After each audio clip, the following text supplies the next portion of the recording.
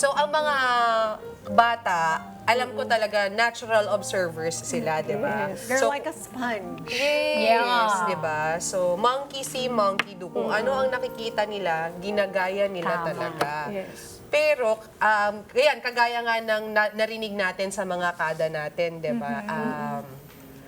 Ang sabi naman nila, parang natural. Oo, Di ba? nature, and Nature nurture. At pwede mo bang ipaliwanag sa amin What's yan, Maika? that? Yeah. Oo. Anong ibig sabihin nun? Totoo ba yun?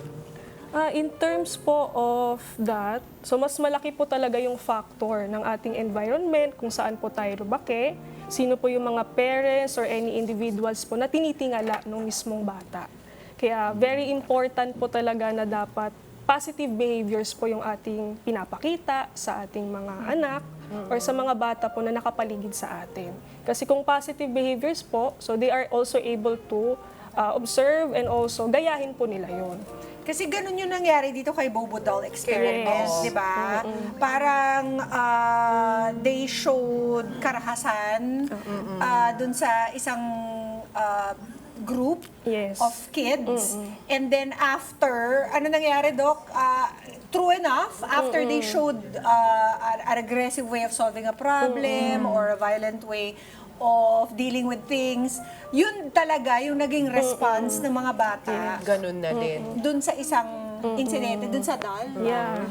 Oo. Tapos, nung pinakitaan naman nila ng mas positive na Behaviors. behavior, yun din ang kanilang Yung pinakita. yun din ang kanilang ginawa. So talagang it's a kasi marami tayong nababalita ang mga karahasan lately involving minors. Yep. So, can we safely assume na ang mga ito marahil ay nakakita ng ganitong klaseng pag-solve ng problema sa kanilang kapaligiran? Yes, of course. No? Kasi ang Bobo Doll Experiment ay isang pinakasikat na studies ni Albert Bandura noong 1960s. So, ang goal po kasi nung experiment na iyon ay para makita kung ang isang tao ay capable of learning through observation. So, sa experiment po na iyon, so meron pong 3 grupo ng mga bata. So, kung saan yung mga unang grupo ng bata ay sila po yung nakapanood ng isang adult na sinusuntok or sinisipa po yung isang inflatable doll. And then yung another group ay nakapanood po ng isang adult na very mahinahon, very relaxed po yung kanilang pakikitungo doon sa doll. And then yung pangatlong grupo naman ay it's more on wala po silang na-receive na any treatment. So ibig sabihin, hindi po sila naka-receive ng any, yung adult po ay hindi po nila napanood yung adult na nakapanuntok or Kumbaga, wala silang nakapanipa, idea or yung wala po isang silang group. Oo. wala po silang any ideas about that.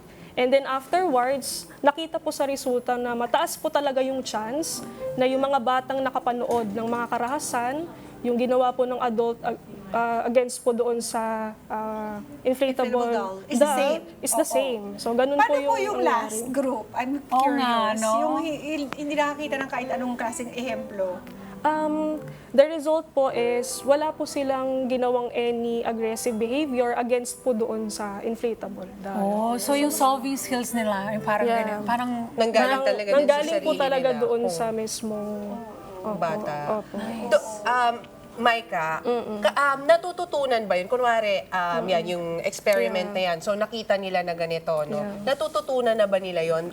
Agad-agad, yun na yung nakatatak sa isip nila? Or baka naman ginaya lang nila for that instance, tapos nakalimutan na rin nila? Hindi kasi natin automatic na yung violent content po na napapanood natin ay magre-resulta sa aggressive behavior. So marami pa rin po kasing mga factors na pwedeng mag-interact bukod po doon sa panonood ng violent content.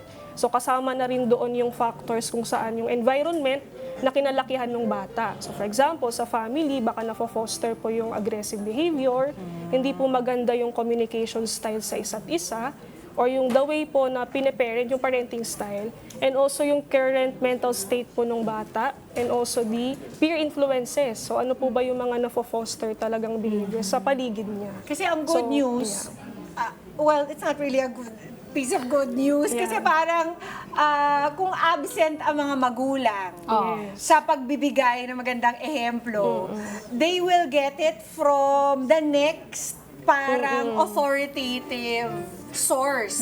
So maaring ito ay influencer Yeah. Nako. or more sa social Social media. media. So, lalo na po ngayon, no, in the Diba? present, hindi na lang po tayo nagbabase doon sa iba't ibang sources ng magulang, di ba, teachers, pero meron na rin po tayong mga social media. Let's get together. Sunday 25.